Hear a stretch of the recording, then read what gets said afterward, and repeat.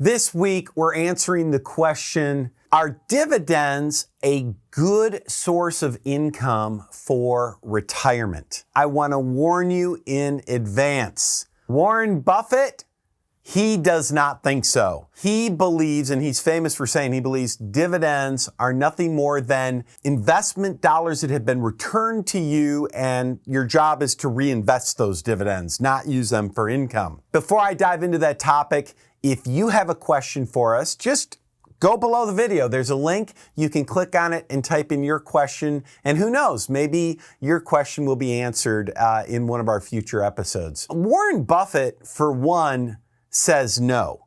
I also do not think they're a great source of income, and I'm going to show you why. This is Citigroup, and here it is, the year's 2000. We can see that at the bottom. And you can see if I put on the dividend, oh look, they're paying $1.20 a share back in February of 2000. And then we move forward a little bit in 2001. Now it's $1.40 a share. Dividends are going up. 2002, back down to $1.60. That's not so good. 2003, now going up to $2 a share. That looks kind of nice. Let's look at 2004. Oh my goodness, $4 a share. It's like dividends are growing like crazy. This is awesome. We're getting our dividends and they're growing with inflation. And look how brilliant this is and how awesome it is. It's 2005. $4.40 a share, getting better yet. Let's keep going. 2006, wow, $4.90. I love the dividend train at this point. I'm retired. I own Citigroup. My dividends are getting bigger. Who cares what the stock does? As long as the dividends get bigger, I'm a winner. And here it is, 2007, $5.40. Like, yes, this is awesome. Imagine that you had $1 million in Citigroup here. You're getting $10,000 of dividends or something, which, by the way, is a crummy 1%, but if my math is correct. And by the way, if it's not, I'm doing this on the fly, so please forgive me. But anyway, $5 a share. Your dividends have been going up. You're happy. But then what happened in 2008? The market starts crashing. Just 3 months later, we're down to $3. And then still $3, and about a year later, here we are, a year later. A year ago, we were getting $5.40 a share. A year later, we're getting $1.60. And then the next quarter, your dividends go from $5.40 a share down to 10 cents. And what happens after that? No more dividends.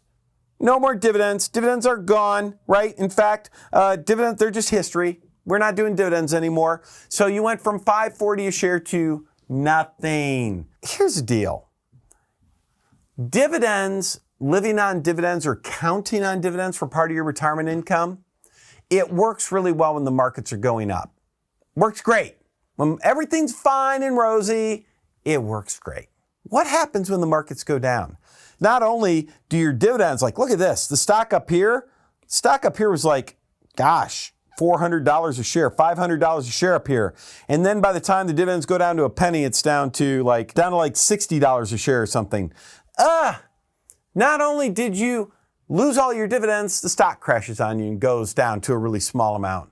So it's like you can't sell the stock to reinvest the money because it's too late and your dividends are gone. I can't tell you how many families I saw, not families we took care of, but families would come in 2008 and share this story. I was living on my dividends. I had big blue chip companies. I didn't have one company. I had a whole portfolio of these things. Big blue chip companies paying dividends. The market collapsed. They all went down in value. My dividends went away or went down to a small number. It's like Paul. Paul is my story. I'll never forget him. He said, he's like, I've got $600,000 and he was getting $36,000 of dividends. And he said, hey, I just want you to check, just double check that I'm doing the right stuff.